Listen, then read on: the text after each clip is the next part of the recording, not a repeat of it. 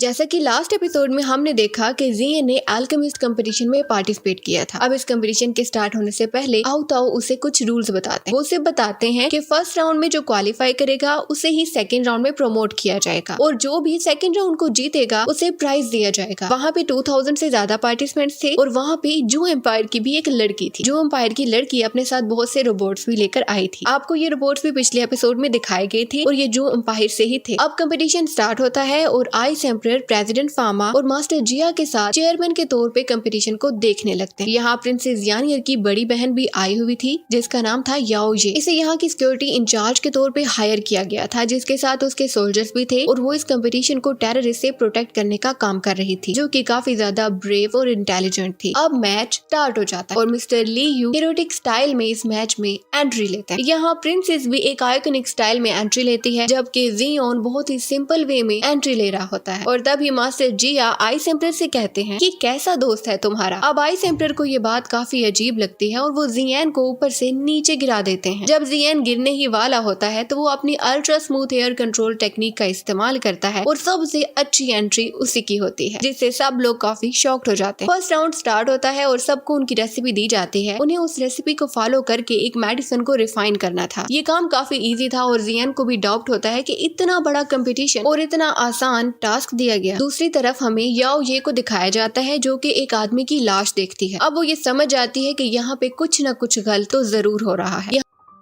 ये सब अपनी रेसिपी को देखकर पिल की तैयारी कर रहे हैं, लेकिन तभी वो लड़की जो कि जू एम्पायर से आई है, सबको ये लगता है कि इसकी साउल पावर बहुत ज्यादा है। अब यही बात जब मास्टर जी को बताई जाती है तो मास्टर जी को भी डाउट हो जाता है और वो कहते हैं कि ऐसा हो ही नहीं सकता। एक 17 इयर्स गर्ल और इतनी ज्यादा पावर, जरूर इसके अंदर कोई और है और ये अपना भेद बदल कर आया है। वो अपनी पावर्स का यूज करके उसका मास्क हटा देते हैं और जैसे ही वो उस लड़की का मास्क हटाते हैं, ये लड़की समझ जाती है कि ये मास्क किसने हटाया है। दूसरी तरफ हमें दिखाया जाता है कि सब पार्टिसिपेंट फेल हो रहे हैं, उनसे दवाई नहीं बन रही और जिन्होंने कुछ बनाई भी है वो भी खराब हो रही है। कुछ समझ नहीं आ रहा था कि आखिर ऐसा क्यों हो रहा है। यहाँ जियन का ओवन भी काला धुआं छोड़ता है और फट जाता है। उसे भी ये समझ नहीं आ रही थी कि आखिर गलती कहाँ हो रही है। ये लड़की सबका बहुत ज्यादा मजाक बनाती है जो कि जू एम्पायर से आई थी। उसकी मेडिसिन तो बहुत ज्यादा अच्छी बन रही थी और ना ही उसका ओवन फटता है। सब लोग काफी हैरान थे कि ये लड़की ये सब कैसे कर पा रही है। यहाँ याओ ये को दिखाया जाता है जो कि मास्टर जिया के पास आती है और उनके कान में कुछ कहती है। इधर सब पार्टिसिपेंट्स जो कि बहुत ज्यादा ट्राई कर रहे थे मगर उनकी मेडिसिन नहीं बन रही थी, ये सब आहिस्ता आहिस्ता इस कंपटीशन को छोड़कर जाने लगते हैं। लेकिन जियन हिम्मत नहीं हारता और अब वो इसकी बारीकियों को देखने लगता है। वो मेडिसिन को तैयार करने की रेसिपी को मुकम्मल तौर पर पढ़ता है और दोबारा से मेडिसिन बनाने लगता है, लेकिन इस बार उसकी मेडिसिन बनने लगती है। अब सब लोग भी समझ चुके थे कि इस रेसिपी को सीधा सीधा फॉलो नहीं करना, बल्कि पहले तो मेडिसिनल लिक्विड को प्योरीफाई करना है और उसके बाद हमें मेडिसिन को बनाना है। जियन ऐसा कर देता है और अपनी मेडिसिन को बना देता है। अब जब याली देखती है कि जियन ने तो मेडिसिन बना दी है तो वो बहुत ज्यादा जेलस होती है और वो भी अपनी मेडिसिन को बनाने में तेजी दिखाना शुरू करती है। दूसरे पार्टिसिपेंट भी जियन को देखकर वैसे ही मेडिसिन बनाना स्टार्ट कर देते हैं, लेकिन क्योंकि जियन ने सबसे पहले बनाई थी तो वो फर्स्ट आता है और इस मैच में क्वालिफाई कर जाता है। यहाँ याली जो कि वापस आ रही थी और अपनी हार को देखकर काफी ज्यादा परेशान और गुस्से में थी और तभी वो सुनती है कि दूसरे पार्टिसिपेंट जियन की तारीफ कर रहे हैं और ये सुनकर उससे रहा नहीं जाता। उसे काफी ज्यादा गुस्सा आ जाता है और वो उन पर हमला कर देती है। वो बेरहमी से एक को मार देती है क्योंकि वो जियन से बहुत ज्यादा जेलस हो चुकी थी। दूसरी तरफ दिखाया जाता है कि नियन याफी और प्रिंसेस के साथ जियन के पास आए हैं और उसे बता रही हैं कि आज एक पार्टी दी जाएगी इस कंपटीशन के बाद, लेकिन जियन कहता है कि मैं बहुत ज्यादा थक चुका हूँ और मैं इस पार्टी में नहीं आऊंगा।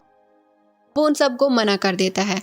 अब प्रिंसेस यानियर जो कि जियन से काफी ज्यादा इम्प्रेस हो चुकी थी, वो जियन की तारीफ करने लगती है। ये दिल ही दिल में जियन को पसंद करने लगी थी। इसके बाद हमें दिखाया जाता है कि जब ये तीनों बाहर आते हैं तो वो देखते हैं कि याली ने बहुत से लोगों को मार दिया था। ये सब वही थे जिन्होंने की इस कंपटीशन में पार्टिसिपेट किया था। वहाँ पे मास्टर लीयू भी आ चुके थे जो कि उस लड़की से लड़ रहे थे। अब ये लड़की यानी कि याली मिस्टर लीयू से कहती है कि तुम तो बच्चे हो, तुम मुझसे क्या लड़ोगे। ये देखते ही मास्टर लीयू उस पर अटैक कर देते हैं, लेकिन यही लड़की लड़की याली हर तरफ पॉइजन छोड़ देती है जिससे सब बेहोश हो जाते हैं। यहाँ जियान भी उस पर अटैक करता है। अब इस पॉइजन का मास्टर ली यू पे पहले तो असर नहीं होता और वो बहुत टाइम लेता है बेहोश होने में, और फिर वो आकर जब मास्टर ली यू बेहोश होने वाला होता है तो उससे कहती है तुम मेरा आज का प्लान बर्बाद नहीं कर सकते। जियान भी बेहोश होने में काफी देर लगाता है जिससे ये लड़की जियान से बहुत ज्यादा इम्प्रेस हो जाती है और अपने सब रोबोट्स को जियान पे छोड़ देती है कि उसे मारे। अब जियान अपने फाइटिंग स्किल से उसे मारने लगता है, लेकिन तभी ये लड़की एक इल्यूजन क्रिएट कर देती है और इस इल्यूजन की वजह से हर तरफ धुआं फैल जाता है और जब जियान की आंख खुलती है तो आसपास कोई डेड बॉडी नहीं होती और इसके अलावा बाकी सबको भी होश आ जाता है। अब ये लड़की वहाँ से जाने से पहले कहती है कि तुम सबसे मजाक करके मुझे काफी अच्छा लगा। ये सब भी काफी परेशान होते हैं क्योंकि अब ये किसी को शिकायत भी नहीं लगा सकते और ना ही इनके पास प्रूफ है कि दिखा सके कि याली ने सबको कैसे मारा। अब जियान घर वापस आ जाता है और वही याली वाली बात सोच रहा होता है, लेकिन तभी वहाँ रोबोट्स आ जाते हैं और उसके रूम में अटैक कर देते हैं। अब ये रोबोट्स पहले तो रूम में पॉइजन छोड़ते हैं जिसकी वजह से जियान अपनी दाव की पावर को यूज नहीं कर पाता और फिर उसके बाद उस पर हमला करना स्टार्ट कर देते हैं। अब जियान क्योंकि अपनी पावर्स को यूज नहीं कर पा रहा था और उनसे हार रहा था, वो मरने ही वाला था कि तभी वहाँ आइस एम्परर आ जाते हैं और जियान को इस मुश्किल से निकाल देते हैं। वो उन सब रोबोट्स को मारकर वहाँ से भगा देते हैं। अब आइस एम्परर जियान को बताते हैं कि ये सब रायता याली नहीं फैलाया है और हमें उसे रोकना बहुत ज्यादा जरूरी हो चुका है। अब ये दोनों उसकी तरफ जाने लगते हैं और दूसरी तरफ हमें जिहान को दिखाया जाता है, यानी कि जियान के फादर को। जिहान याफी से जाकर मिलते हैं और जाकर उसे जियान का पूछते हैं। अब याफी उन्हें बताती है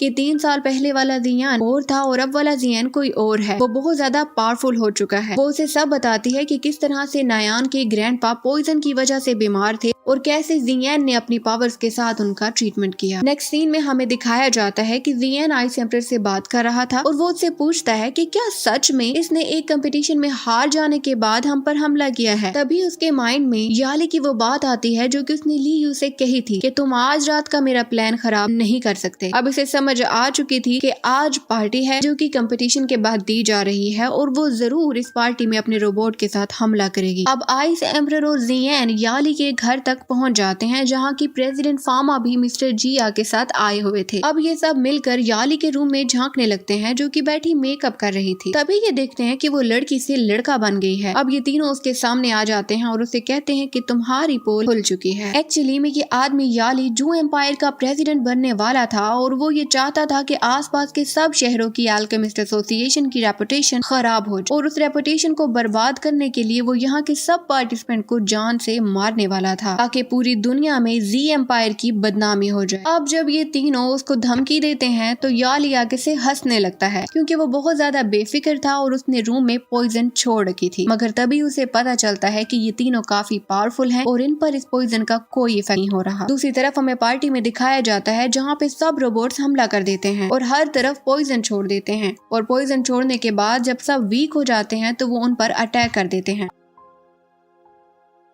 अब ये रोबोट प्रिंसेस यानियर को भी मारने लगते हैं, लेकिन तभी जियान वहां आ जाता है और अपने ग्रीन लोटस का यूज करते हुए वो रोबोट्स पर हमला करता है और प्रिंसेस यानियर को बचा लेता है। यहाँ आइस एम्परर और मास्टर जिया गुस्से में याली को मारने लगते हैं, लेकिन उसे मारते नहीं है क्योंकि वो जानते थे कि इसने कंपटीशन में पार्टिसिपेट किया है और अगर कंपटीशन के दौरान ही किसी पार्टिसिपेंट डेथ हो जाए तो इससे एम्पायर की काफी बदनामी होगी। अब वो याली को छोड़ देते हैं और ये सोचते हैं कि कल मैच के होने के फौरन बाद हम इसे मार देंगे, मगर याली ये सोचकर हंसने लगता है कि उसने अपने बहुत से आदमियों को शहर में फैला रखा है और वो जब भी उन्हें हमला करने का कहेगा तो वो सामने आकर सबको मार देंगे। लेकिन उसकी ये प्लानिंग भी काम की नहीं थी क्योंकि याओ ये को ये बात पहले ही पता चल गई थी और उसने धीरे धीरे से सब आदमियों को मार दिया था जो कि याली की तरफ से काम करते थे। दूसरी तरफ हमें प्रिंसेस यानियर को दिखाया जाता है जो कि जियान का थैंक्स कर रही थी कि उसने उसकी जान बचाई। सब लोग ही उसे काफी ज्यादा इम्प्रेस्ड हो चुके थे और इसके अलावा मिस्टर ली यू भी जियान की काफी तारीफ करते हैं। तभी वहाँ मास्टर जिया भी आ जाते हैं और वो और आइस एम्परर भी जियान की तारीफ करते हैं और फिर उससे कहते हैं कि प्रेसिडेंट फामा तुम्हें अपने रूम में बुला रहे हैं। जियान प्रेसिडेंट फामा से मिलने जाता है और तब वो जियान को बताते हैं कि अगर कल याली जीत गई तो उसे हम विनर कह देंगे और चैंपियन का टैग लेकर वो हमारे हाथों से बच जाएगी, लेकिन हमें उसे जीतने नहीं देना और अगर वो हार गई तो उसे मारने का हमें मौका मिल जाएगा। जियान को तो बस इन इंग्रेडिएंट से मतलब था जो कि उसे कंपटीशन के बाद मिलने वाला था, तो वो इस सब के लिए मान जाता है। अब प्रेसिडेंट फार्म हाउस से कल का टास्क बताते हैं कि उसने इस टास्क में क्या क्या करना है। अब जब वो उसे गाइड कर ही रहे थे तो जियान की तबीयत कुछ खराब होने लगती है। उसकी तबीयत क्यों खराब हो रही थी ये आपको नेक्स्ट एपिसोड में बताया जाएगा। नेक्स्ट एपिसोड में हमें जियान के फादर को दिखाया जाता है जो कि याफी से बात कर रहे थे। याफी उन्हें बताती है कि किस तरह से नायोन के ग्रैंडपा पॉइजन से बीमार थे और किस तरह से जियान ने उनका ट्रीटमेंट किया। वो जियान के बारे में ये भी बताती है कि वो काफी बदल गया है। इसके बाद जियान भी वहाँ आ जाता है और अपने डैड को देखकर बहुत ज्यादा खुश होता है।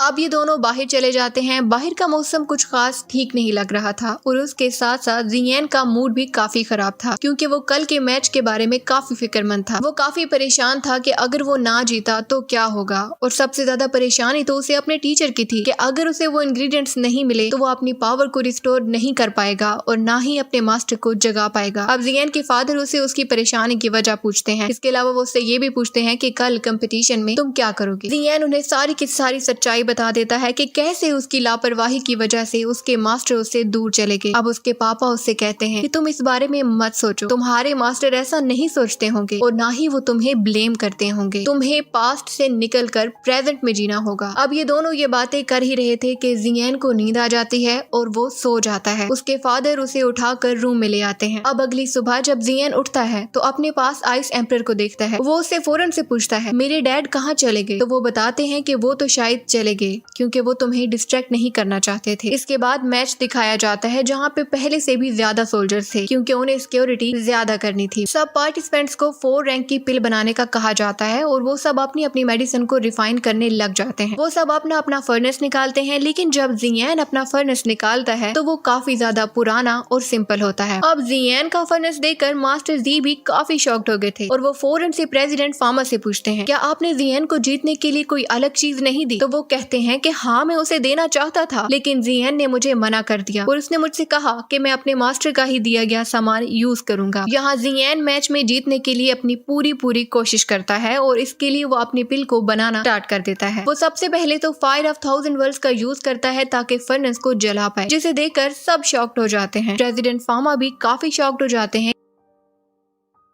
क्योंकि उन्होंने बहुत सालों के बाद किसी को ऐसी फ्लेम प्रोड्यूस करते हुए देखा था। यहाँ याली भी काफी जेलस हो जाती है और वो भी अपनी फ्लेम प्रोड्यूस करती है, लेकिन इसके साथ साथ वो हर तरफ पॉइजन भी छोड़ती जाती है और उसकी इस पॉइजन की वजह से सब पार्टिसिपेंट कमजोर पड़ते जा रहे थे। जियान भी अपनी पिल को रिफाइन करने की पूरी कोशिश कर रहा था। यहाँ नियान अपने ग्रैंडपा के साथ इस मैच को देख रही थी। उसके ग्रैंडपा नायान से बातें कर रहे होते हैं और वो उससे 3 ईयर एग्रीमेंट की बात करते हैं क्योंकि इस एग्रीमेंट को कुछ ही दिन बचे थे और वो ये चाहते थे कि नायान जीते या हारे उसे जियान की फैमिली से माफी जरूर मांगनी चाहिए, मगर नियान तो ऐसे किसी मूड में लगती ही नहीं थी। वो फौरन से अपने ग्रैंडपा को मना कर देती है। यहाँ मैच में सब पार्टिसिपेंट्स के फर्नेस से धुआं निकलने लग जाता है और उन सब के सर भी घूमने लग जाते हैं। किसी को समझ नहीं आ रहा था कि आखिर ऐसा क्यों हो रहा है। चलो अगर उनसे रेसिपी नहीं बन रही मगर उनका सर क्यों घूम रहा है। यहाँ प्रेसिडेंट फार्मा भी अपनी स्पेशल साइड से देखते हैं और उन्हें पता चलता है कि याली ने वहाँ हर तरफ पॉइजन छोड़ दी है और इसी पॉइजन की वजह से वो बहुत ज्यादा कमजोर फील कर रहे हैं और ना ही वो अपने फर्नेस को कंट्रोल कर पा रहे हैं। अब ये सब गाइडलाइन के खिलाफ था, मगर प्रेसिडेंट फार्मा अब बीच में नहीं कूद सकते थे क्योंकि अगर वो ऐसा करते तो याली अपना विक्टिम कार्ड खेलना शुरू कर देती और इसलिए वो बीच में नहीं आते। यहाँ जियान के लिए भी काफी मुश्किल हो रहा था। अब वो पॉइजन को कंट्रोल नहीं कर पा रहा था, लेकिन तभी वो अपने फादर की बातें सोचता है, अपने मास्टर को सोचता है और उन बातों को सोचता है जो कि उसके फादर ने कही थी। उन्होंने उसे मोटिवेट किया था और इस सब से उसे हिम्मत मिलती है। वो फिर से अपनी एनर्जी को गेन करता है और अपनी साउल पावर से अपने इर्द गिर्द एक शील्ड बना देता है। अब सब उसकी एबिलिटी देखकर बहुत ज्यादा खुश हो गए थे और सब यही चाह रहे थे कि जियान ही जीते। जियान के मास्टर ने उसकी ब्लैक रिंग में कुछ ऐसी पावर्स रख दी थी जिसके यूज करके वो अपनी पिल को रिफाइन करना स्टार्ट कर देता है। वो अपने आसपास एक ऑरा बना देता है और ये ऑरा इतना पावरफुल था कि हर तरफ बर्फ गिरने लगती है। याली से ये सब कुछ बर्दाश्त नहीं होता और वो अपने पॉइजन का लेवल अब और ज्यादा बढ़ा देती है। इससे अब पार्टिसिपेंट डायरेक्टली इफेक्ट हो रहे थे। अब जियान अपनी पूरी एनर्जी यूज करता है और वो इतनी ज्यादा एनर्जी यूज करता है कि उसका फर्नेस टूट जाता है। अब ये देखकर सब दुखी हो गए थे क्योंकि उन्हें लग रहा था कि अब जियान जीत नहीं पाएगा। जियान भी काफी सैड हो गया था और वो उन पलों को याद कर रहा था कि जब उसके मास्टर ने उसे ये फर्नेस दिया था। सबको यकीन हो गया था कि जियान ये मुकाबला नहीं जीत पाएगा और यहीं पर ये एपिसोड एंड होती है।